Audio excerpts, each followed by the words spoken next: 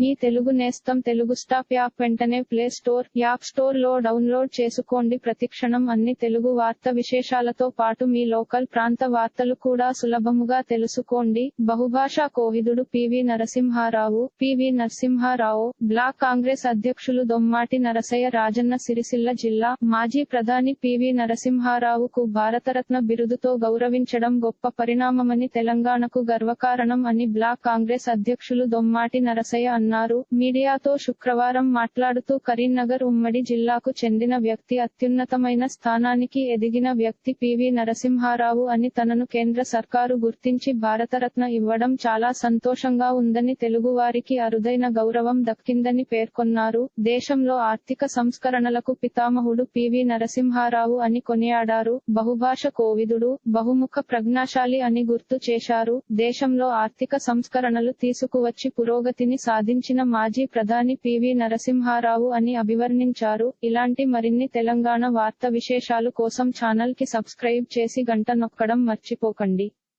ఈ వీడియోని తోటి మిత్రులకి షేర్ చేయండి. మీ అభిప్రాయాన్ని కామెంట్ లో తెలపండి.